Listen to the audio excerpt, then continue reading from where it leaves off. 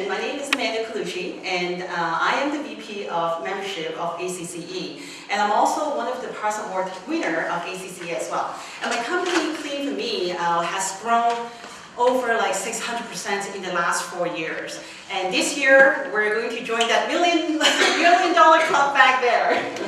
So cross our finger, touch wood. Yeah. So 80% of the success is just showing up. So I congratulate every single one of you here today. You actually show up and wanted to learn something. So if I can have all of you stand up, please. And turn to your neighbor and give them a high five and say congratulations for being here. Good job. This afternoon, we have 3 truly amazing speakers here. They are basically, all of them, they run their multi-million-dollar company, and each hour that that they are spending here represents thousands of dollars revenue that they could have driven. Our first millionaire entrepreneur is Mr. Fred Lai. Today, Fred's company delivers tens of millions of dollars in revenue and working in a 42,000 square foot facilities. Mr. Fred Lai is also an award winner of ACCE, past ACCE president, and currently on the board of advisor. Let's give him a big round of applause.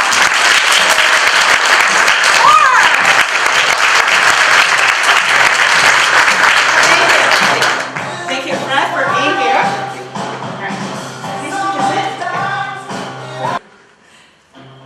Our second millionaire entrepreneur is Dr. Zhao Xiongning. Dr. Zhao is the co-founder of Platform Computing. Platform Computing is a world leader in distributed grid and cloud computing software. He has 600 staff and 18 years of growing and profitable history. With $100 million in revenue, Platform's solutions have been adopted by over 2,000 enterprises worldwide. This year, the tech giant IBM just bought him out in valuation of multiples of his revenue. Holy smokes! Can you treat me for a vacation? She has to work very hard. Dr. Zhao is also the first Entrepreneur Award winner of ACCE and Ernst & Young Entrepreneur Award winner. Let's give him a big round of applause. We have one more. Now, to spice up the event this afternoon, we have invited a very special guest to join us, Mr. Jeff Shack. Jeff is a seasoned commercial business lawyer who founded his legal practice in 2003. With an innovative mind, Jeff created a different kind of business law firm. A lawyer with 3 A's: affordable, approachable, and accessible. Jeff currently serves as legal advisor on ACCE and NAP. And let's give him a big round of applause for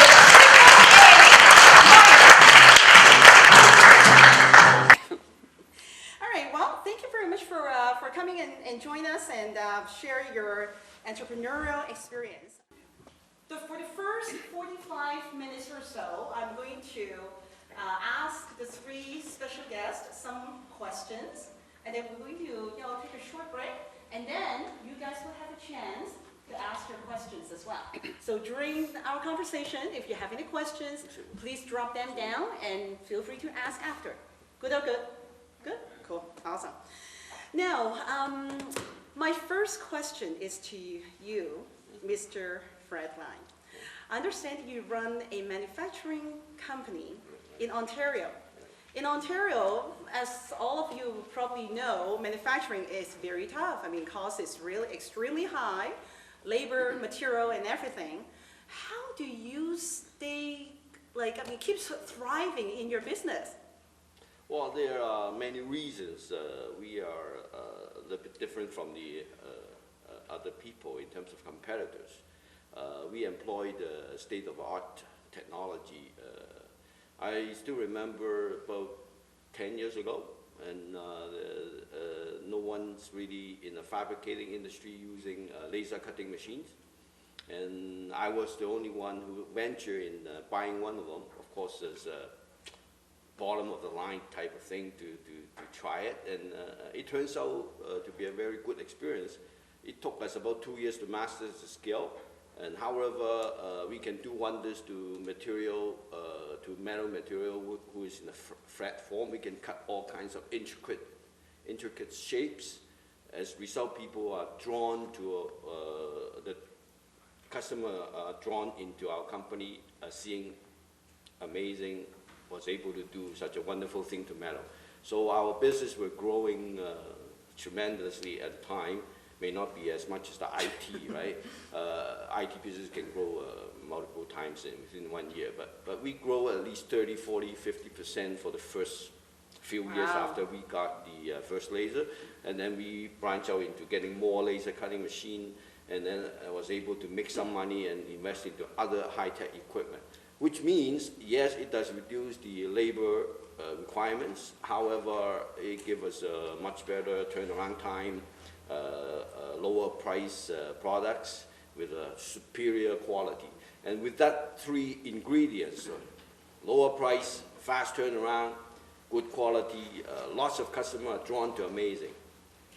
Now, if I may say, lots of people saw that, you know, what this guy do? He must be losing lots of money by doing so, by grabbing this business. But as a matter of fact, we were making lots of money at the time. So people finally realized that and start jumping in buying lasers. Right? So nowadays, laser cutting is not that cutthroat anymore. Not that extraordinary. Okay, anymore. We will have to look at other avenue to upgrade ourselves, right? Now, do you understand what Fred does though, like his business? Yeah, okay, yeah. He's in the... you do know, right? Sheet metal fabrication? Yeah. That's manufacturing, basically, right? We do metal work, metal display shelvings, cabinets, cover panels, those type of things, yeah. So who are your customers, Mr. Lai? Yeah. My current largest customer is called Eaton Electric. They do lots of electric cabinets. One of the divisions called CoupleLogic, they just purchased about 2 years ago. They closed their plant in Granby and moved all the production with us. This division is particularly good at making motor control units for power station. Customers like all the local power generating facilities require those motor control, mining, big mining company, those type of things. And where are you located? I'm located in Mississauga, Ontario. Right. Yeah. So now, I understand that you said that like those machines are no longer that cutthroat anymore. So how do you stay ahead and how do you stay competitive? Well, we keep finding new technology because we're always one step ahead of most competitors. So what we do, we lately engage in deploying, hopefully mastering the technology of robot bending, which lots of people are questioning my decision for acquiring such an expensive machine. We haven't really mastered that technology. How expensive is it? Yes, very expensive. How? Like, are we talking about in $1 million or? Just about, yeah. Wow. Just for one unit, yeah. Holy smokes. Yes. It's not, it's a big boy's game, you know, in a sense. You mean big man's game? I mean, come on. Yeah. So I guess, you know, like what I'm hearing is also, you know, about operational efficiency as well, right? You use those machines to improve your efficiency. Extent, yeah. Okay. And then kind of cut down your inventory turn to basically run a very lean type of a business then. Well, the second point to make it efficient is the service, right? If you ignore your customer's demand, let's say the customer usually nowadays do not stock inventory. What they do, they demand quick delivery. Say, I give you a PO today. You know what? I need it yesterday. Can I pick it up this afternoon? You know. So in my mind, I say, you're nuts, man. You know, it's not a supermarket. You can go there and buy the stuff that you need, right? So it's very difficult business. However, our service is top notch, only to the top 5 customers. Unfortunately, for me to say.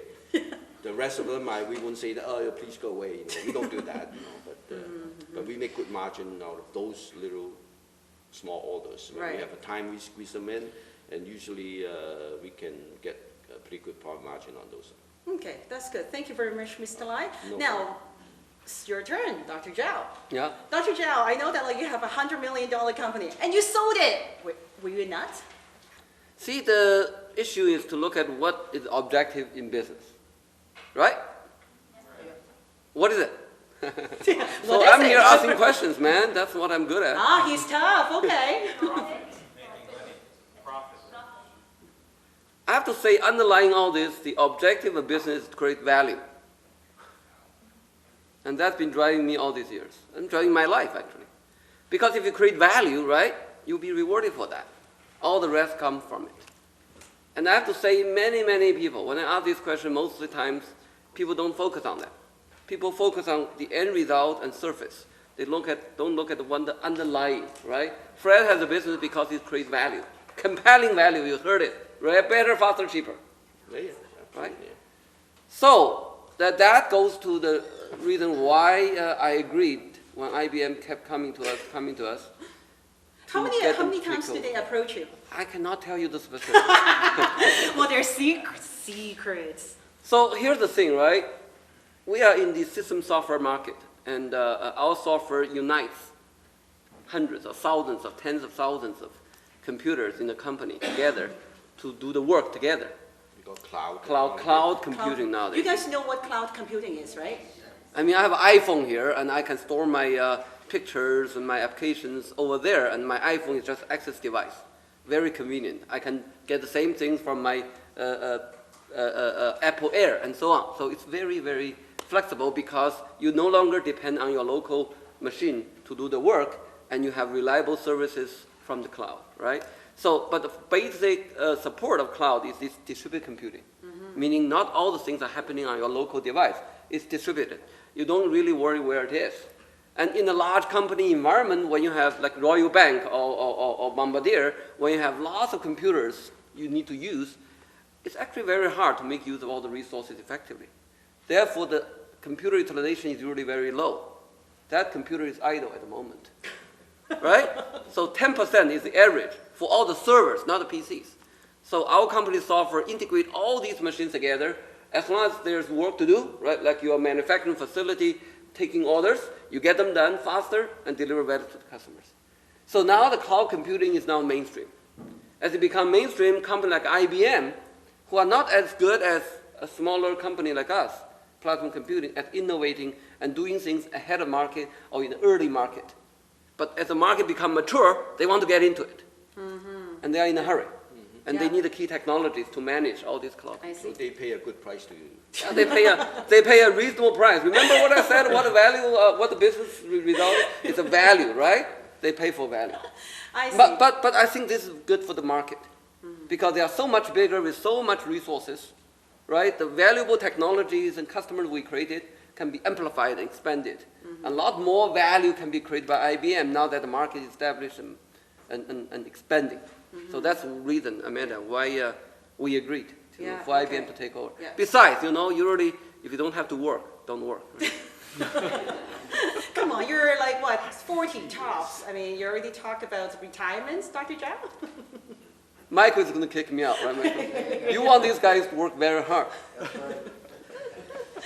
Well, thank you. So I guess I'm going to turn to you, Mr. Jeff Shag. I mean, you look very young. Holy smokes! Like what? You're 24 or something. You just graduated from university. Yeah, I'm a bit of a evil genius in that way. Yeah, I won't give out my true age. Yeah, it's okay. I mean, but they won't tell. Yeah. But anyways, I guess one of the reasons why I invited you here is just to talk about your experience working with many business owners. I mean, you're a business commercial lawyer. Just from your experience, what are the most challenging things that they face when they come to you? Like usually, what do you see the most? What I see the most, and I'll sort of bring the context into this classroom where there's young people starting up businesses, is at least number one, getting their foot in the door. They come to me with legal challenges of setting up a corporation, usually the basic share structure, all the way up to signing contracts and getting customers and formalizing those agreements. So I've seen a lot of businesses from their infancy to stages where they proliferated and have succeeded on quite a large scale. So, I mean, throughout the most of it, I mean, we always, as businesses, whether it's my law firm, his business, we usually deal with a number of challenges. Number one is regulatory. So that's something that I help clients with. Regulatory environment, whether it's legal, quasi-regulatory, and then also we deal with technology and staffing. Technologies, like. Technology is, well, I mean, in any business, you'll have to deal with technology. In my law firm, we use a lot of software to generate the various documents that we rely on. They're obviously technology-based. For I don't sure, think yeah. you can really name any business right now that does not rely on technology, even just for marketing, being visible, social media, that kind of technology as well. And then lastly, it's staffing. So I think for most businesses, those are the three challenges: regulatory, technology, and staffing. And staffing, yeah. And that is obviously over and above the regular business of your business. Yes. Getting of course, yeah, customers, it's work, doing yeah. a good job Definitely, with definitely, the customers that you already Yes. have and expanding. But those are the three. So basically, what you're talking about is really the backbone of the structure Right. of the business then. Right. Okay, yeah. Now, do you deal with a lot of litigation things? Yes, Yeah? I do. I tend to pick and choose what litigation cases I take, just because it is very time intensive, and you know, if you can't service the client properly, you'll have to refer them away. Not only is that part of, you know, the lawyer's professional ethics, but I mean, in any business, I think if you cannot do a proper job and you know you can't do a proper job, then it's obviously better to let the client go, or let the customer go, rather than to. For sure, yeah. Right. So, like, I mean, from your experience, what kind of litigation do you see mostly? Is it from employee disputes, or just contract disputes, or customer between two businesses, like, you know, trademark issue, that type of thing? Like, I what is see the full gamut of it, unfortunately. A lot of times, though, I do have to say that a lot of the litigation can be avoided through better drafted contracts, or any contract at all, because a lot of times people tend to want to skip that step of having a formal contract drawn up to represent a certain transaction or a certain arrangement. They kind of rely on the handshake, right? Right. Handshakes are great, but you know, we all have different ways of expressing ourselves, different way of perceiving things that are told to us.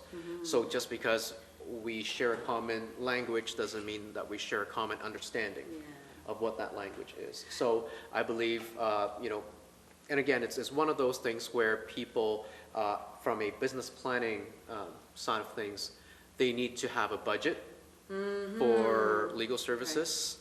People always say lawyers are expensive.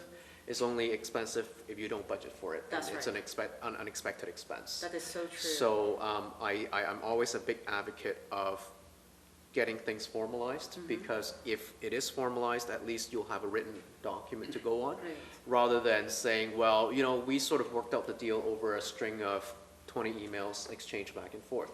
That, although it stands up in court, it would take a lot more time for a judge to sort of tease it apart and say which part is and which part is not a contract. And yeah, just as a planning side of things. And also, more and more, obviously, entrepreneurs, I think by nature, are very resourceful people. Being resourceful, they tend also to multitask too. yeah, but they tend to think that they could do things that they're not trained in. So law is definitely Like, you mean overconfidence? yeah, definitely not one of Not them. me. It's not a DIY area. It's not like What fixing. is DIY? Do it yourself. Oh, right? Do okay. it- I'm getting old, so I Okay. don't know those It's acronyms. what I call the Home Depot approach, right? You can do it, you can help. But you know, with fixing your toilet, if you screw it up, we can foresee what the consequences are.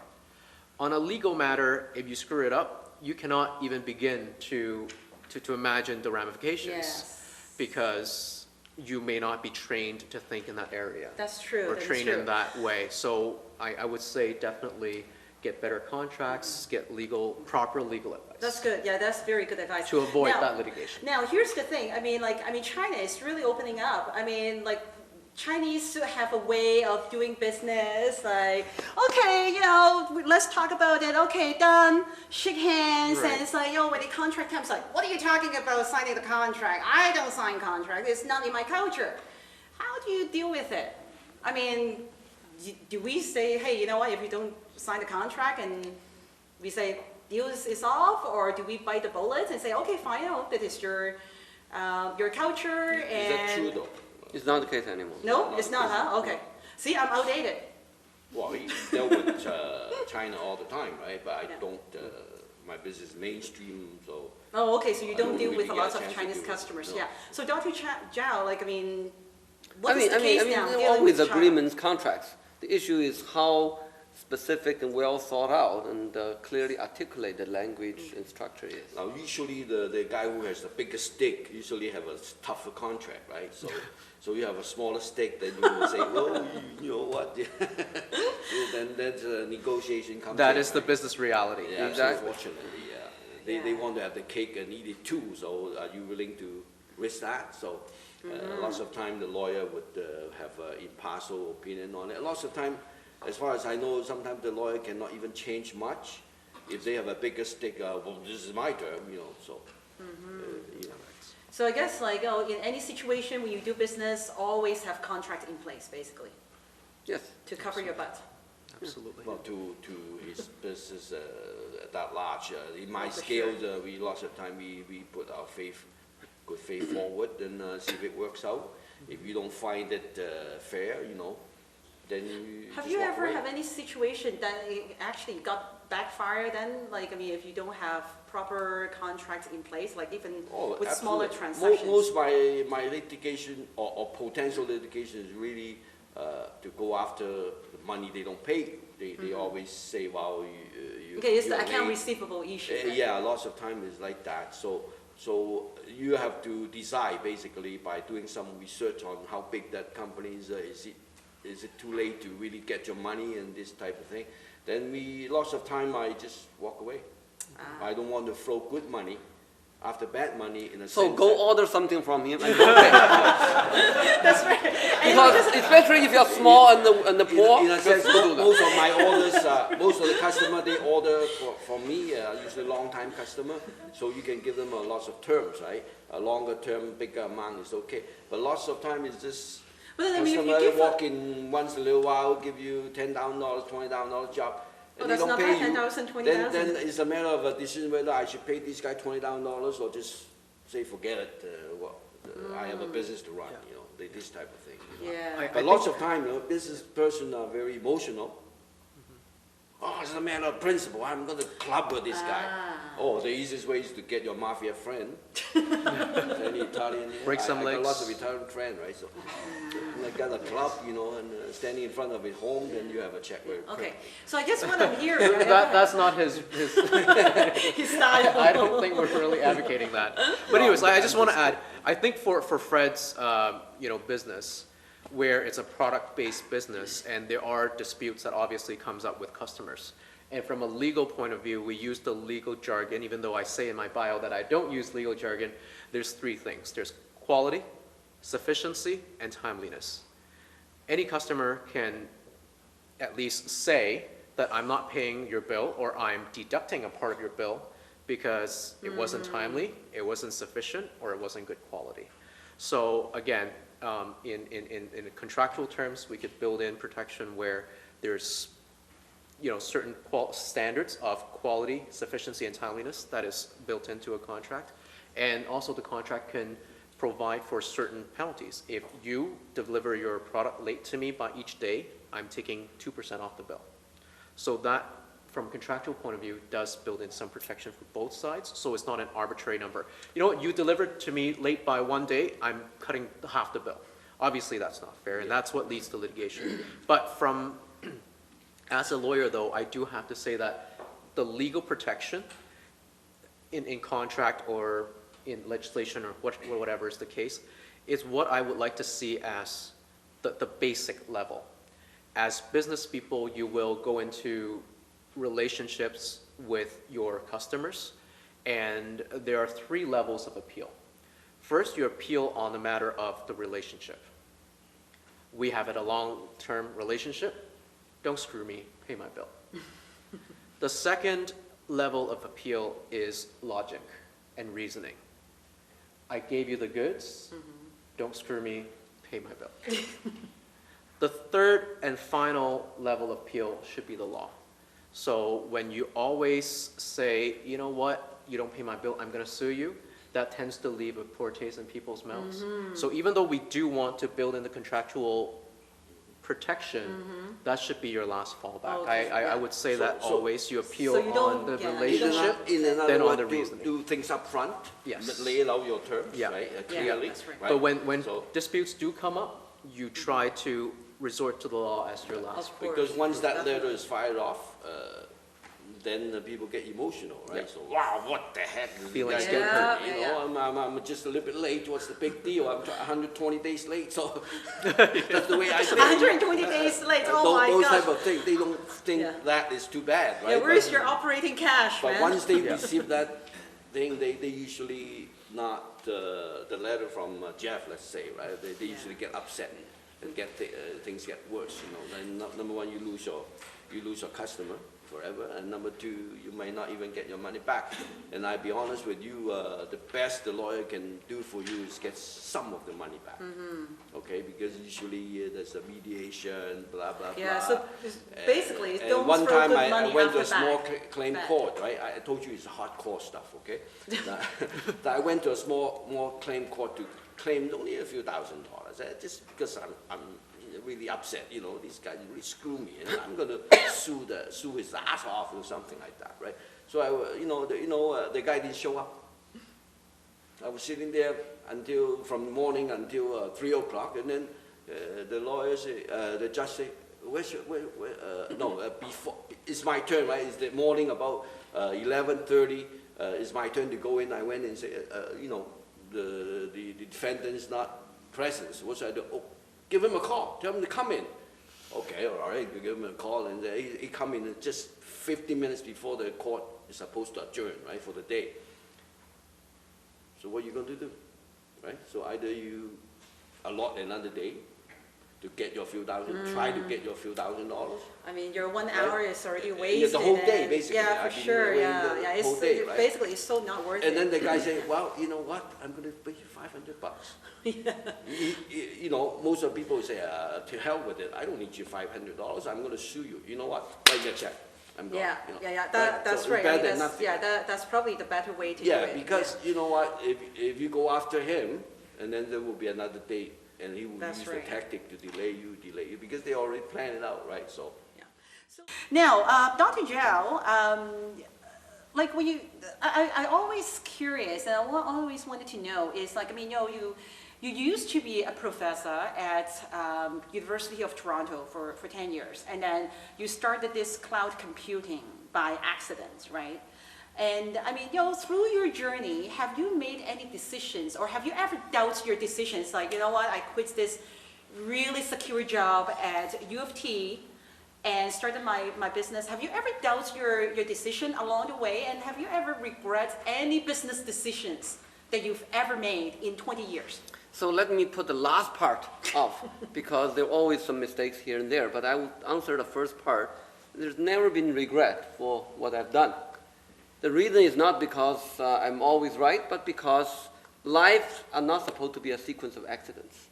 So things has its logic, and everybody has its interests, its capabilities, and the most important is you follow your instinct, you follow your interest, and you follow your heart. And that's what I did, and that's what I Instinct, interest, and heart. Yeah. IIH. Yeah, so I remember when I first started a company, by the way, we didn't get any venture capital money. Wow. That's So very you rare. started all with your own Yeah, money? very rare in technology. Wow. Usually you first burn $10 million VC money and go from there, right? And the company was profitable first year and profitable every year, and double revenue every year for the first several years. So I didn't have to regret. But the fundamental reason in any business is a conviction by you that you are delivering compelling value and hopefully doing something new, as Fred did, that differentiates yourself from all the other companies like IBM before you. Innovation. Innovation. Otherwise, why do you need to exist as a company? You don't. The world has too many companies, you know that? And every year, many of them die. So you don't start a company for the sake of starting a company. You start a company because you can do something new and innovative and delivering compelling value and make your customers successful. And if you do that, you'll be successful.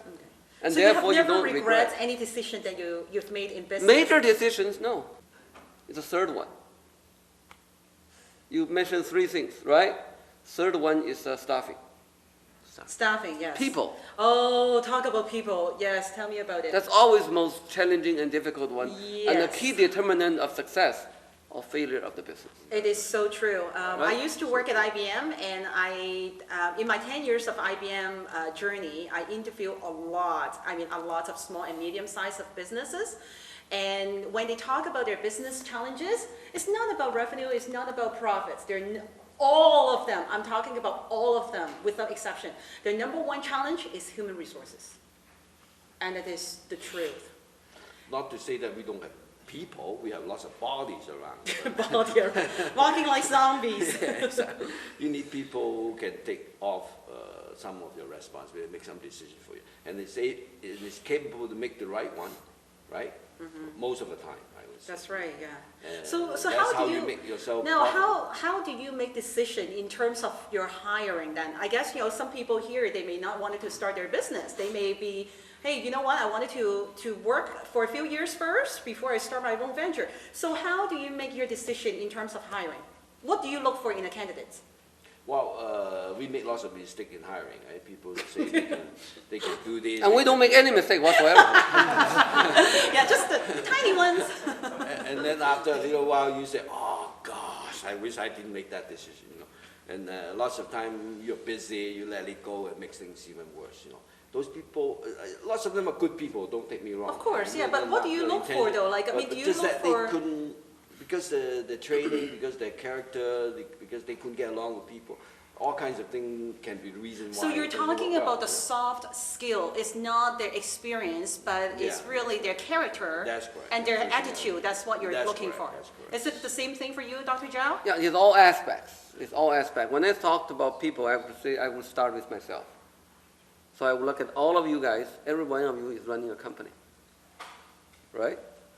So studying at Centennial College, you're paying tuition, right? I hope, right? Do they pay their bills? You're not just doing it for fun. You're building your expertise and skills and career, right? So you are a company, and therefore you need to start by managing yourself. And what you would accomplish, how much you enjoy your life, is very much first determined by you yourself, and not by yourself today, but by yourself tomorrow. So it's not just hiring. Well, you don't have a choice about that, but also how you develop these people to be successful in doing what they do, So and how- in particular for yourself, what you should do, what you should not do, right? Oftentimes it's called wrong hire, meaning you hired a perfect good guy to do the wrong job. Shame on you. But I mean, like, how do you select the person? I mean, first you have to hire this person, and then you can develop them, right? I mean, my company, I'm going through this, like, the very, very much challenge right now. I just lost my window division manager, and I'm struggling. I'm playing his role as well, and then meanwhile, our company is growing. I'm totally struggling in terms of hiring. But what do you look for in terms of hire that person, and then seeing this person have the potential that you can groom this person to be, future leader or, play a leadership role within your company? It depends on the position, right? But if you But what do generalize you look for though? if you generalize it, I think three orders of things. First is the attitude. Attitude. Right? Right? That's the first one, right? This guy has the right attitude, really want to do it or not. Don't get somebody who really doesn't want to do it, just want to make the pay or want to get the Yes, title, whatever, yes. whatever other reasons. 100 other wrong reasons, but not the right reason. Reason is he want to do this, That's right? right. I mean, So don't when you force go for people to do interview, things. don't say that how much are you going to pay me? Don't tell me your mother wants you to go to Centennial College. Or that Michael locked you down here. No, don't tell me that. Like, get out tomorrow, man. I mean, right now, get out. Do something you pay want. first. Pay first. Okay, so attitude First is is never attitude, about money. right. I totally agree. It's about the passion. You really want to do the job. It's Yeah. never about money. That's good. Okay. Yeah. So Second let's- one is the capabilities. Capabilities, like explain. Capabilities are multiple aspects. Capabilities are maybe for a manufacturer, the physical strength. For capabilities, soft capabilities, being able to work with others. You know, that's very Okay, important, okay. So it's especially in not a about company environment. experience, it's capability, it's Yeah. not experience. Third one is skills and know-how, knowledge. Skills and know-how. First is attitude. Second is capabilities. Mm-hmm. Third is skills and know-how. Now, I mean, like for those people who say, for example, they just graduated from college, they really have no experience or expertise in certain area. Does it mean that you're not going to hire them? Depend on the position. Okay. Depend on the position, right? But I would say more than half of the things you're getting from Centennial College are not the course content you're taking. No. More than half of it is all the soft stuff. It's you're growing up, I hope, right? The You were soft 19 years old, skills. now you're 20, Soft and you skills, better okay. grow up and become a more mature adult and more responsible, thinking more horizontally, knowing instinctively, think for the other party when you are dealing with somebody, because let me tell you, if you want to win and the other guy lose, it's not going to work, right? That guy may not pay the full amount, but he's not going to get service from Fred's company. So all this growing up is a natural aspect, and all the courses and this seminar are out of this different context to So- enable so- to accomplish your goal. If they don't have that, so they blame on their parents? Yeah, bring their parents for an interview. But like, okay, so Jeff, Nature are you versus nurture. Yeah, are you the same thing, like when you hire people? It comes down to a few things. Having a resume and a cover letter that is properly worded. I've not granted interviews to a lot of people who on paper are good, but their resumes are poor or whatever, just careless stuff on your resume. I mean, it is very basic, job hunting stuff, guys, but when you send me a cover letter and say, I enclose here with my resume for your review, please, on the resume, put the proper accents, because it's a French word. If you don't put the proper accents, it's resume. Okay. So you basically look for So- the very little details, Well, and it's it will just because tell you a lot about yes, who they are. because this is the nature of my job. I need people who are very detail-oriented. I don't know any job which does not require a detail-oriented person. Not in your work, not in your work. Tell me one boss who does not want someone who is detail-oriented. So when you send me your resume, no, I don't want to interview you. Resume. When you I'm being absolutely serious, because, I mean, that to me is what keeps me awake at night. See, nowadays To- you don't to- have to write, to- handwriting, yes. right? So that Yeah. resume is your face, Yes. right? Don't put dirt on your face, because I don't like people who have dirt on their face. That's true. It's true. Yeah. I interview thousands of people. I don't want to do too many interviews. Therefore, there's proper process Yeah. to factor out the folks that may not be ready, and that goes to the first thing, attitude. Yes, okay. Yeah. So now, let's change the topic a little bit, other than the employment and human resources issue. In your journey of entrepreneurships, I wanted to kind of get a sense of, like, have you ever feel lost? Like, after 5 years, 6 years, 10 years, and then you're just like, crap, what am I doing? Like, I don't even know where I'm going. Have you ever had that feeling? No? No. No? Wow, you're It's good. always excited about the future. Oh, I'm gonna Never do feel this. lost? No, I'm going to do this, I'm going to do that. There are setbacks, right, because something happened. For example, I lost my right-hand man due to cancer about a few years ago. He passed away, right? Yeah, then shoot, it's kind of set you back a little bit, right? But then at the end of the day, you still have to continue, right? Yeah. So it's really a sense of determination. And, That's correct, Yeah. yes. And what about you, Dr. Zhao? No, yeah. Never. It's been very much consistent. Wow. Yeah. Very focused people, holy smokes. I have a lot to learn from you guys. Some days I will wake up and say, crap, what am I doing? Yeah, I think you and I are the only two honest ones here. I Yeah, I know. feel that way too. They're just lying. I know, like, okay, come on. They need some honest, true answers, though. Well, But I mean, never feel lost. Well, I mean, there are days where you don't even feel like getting out of bed. I mean, we all have good days and bad days, I think. It's just to, I guess, if you, I mean, you know, in a properly planned business, you'll have a 5-year plan, 10-year plan. That's supposed to stay your course. You know, but Never I mean, take a detour? there's always opportunities out there. So if a detour is, I mean, I don't know for Dr. Zhao, he's the one who's gone the biggest detour, I think, out of all I of know, us. all of a sudden you sold So- your business. Have you actually planned it that way though? Like after 20 years, Did somebody you sell my have an business exit or? exit strategy? No, I don't have an Exactly. exit strategy. I told you, business is about creating value. That's it.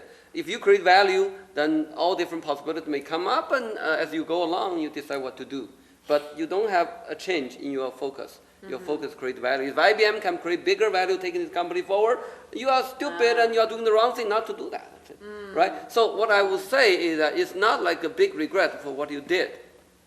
It's the business is dynamic. You cannot plan on all the new products, new markets, or what to do every step away, but you do have to have a clear direction, clear focus, and the business dynamic, therefore you do need to keep evaluating the changes and tactics going Right, forward. right. It doesn't change your fundamental business, because let me tell you, the most difficult thing about business, beyond people's issue I talked about, is fundamentally completely change your business. It's like completely change your person. Usually it doesn't happen. It doesn't happen. A company is like a person, right? It has a reason to exist, and usually you should stick to the reason to exist and keep adapting and adopting new technologies and getting capable people and doing all those execution things, but stay course on what you're very good at, right? We're not going to be a very good restaurant, and nor am I going to be a very good manufacturer, and I'm sure not going to be able to run a good legal firm, because that's not your make of the company. I see. Now, some people say that, you know, as a business, your primarily goal is survival. And then secondary is growth. Do you agree with that, or what is your view on that? Me? Yeah? Well, I think it's attitude, right? That attitude you talk about sucks.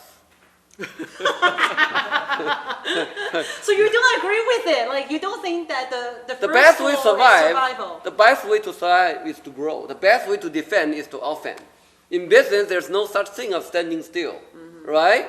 Right? It's like you rolling in the river, right? Either you go down river, or you go up river. If you go up river, usually that's a business. You have to keep rolling, otherwise you're going to go down.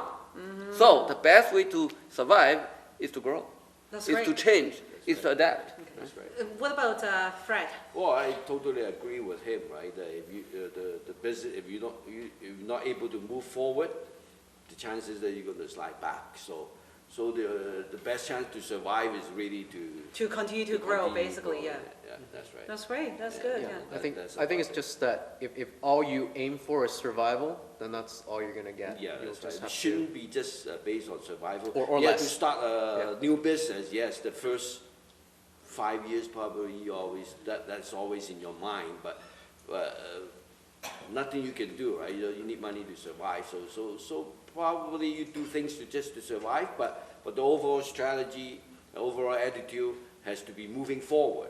Otherwise, might as well not do business, because. Now, when you say growth, it's not necessarily have to be revenue growth, right? Growth is you're getting better, you're getting more efficient, you're delivering okay, new well, value, that's good. right? Yeah, no, that's no, good. whether So the you're company talking need to about grow, operational efficiency that's too, okay. yeah, whether to innovate, Yes. learn, Yeah, and if do you better. talk about revenue, it's easy said than done, right? You know, because you can hardly survive. How you going to grow, right? So it's in terms of revenue. So it's very difficult. So yeah, absolutely correct in that sense that we need to make sure the foundation is built correctly, right? By moving forward to do that rather than stay stagnant, right? Because if, my parents always told me this, right? Don't be naive that you make your money by relying on someone else looking after everything for you. In a sense, it's correct, right? So that means to say you still have to, despite the success of Dr. Shou, that he's not going to be in his business all the time, daytime and in the office, but he's always on top of the business. Right. You know what I'm saying? That's basically what I can interpret from my parents told me about. Don't rely on other people who will make money for you, in the sense that you don't have to attend to it. You still have to attend to your business. You have to be on top of the business, but doesn't mean you have to work yourself like a dog every day just trying to get the So I guess pay, like you know? the term of absentee ownership There's no is such thing. just No such thing. no such thing. Yeah. That's good. That's good. Yeah. So when you go out and buy those books and they talk about absentee ownership and stuff like that, don't listen to them. So what that means is that vast majority of folks should not start companies And why is that? because there are too many companies in the world. And So too many go work companies for one, right? means economy is not efficient, right? There's That is economy of true. scale, right? That's Yes. one reason why companies need to grow is scale. As the industry matures, there should be fewer and fewer companies, larger and larger scale, right? Consolidation you're talking about. Second, what it means is don't believe the popular belief that you should start companies. It depends, right? Mm-hmm. Most of you folks should have a good life. That means don't start a company because you worry all the time, you know? No, why should I have to worry all the time? I mean, starting a company is a heavy burden. Absolutely. So why did you guys start the company anyways? I mean, if it's We were such stupid and naive.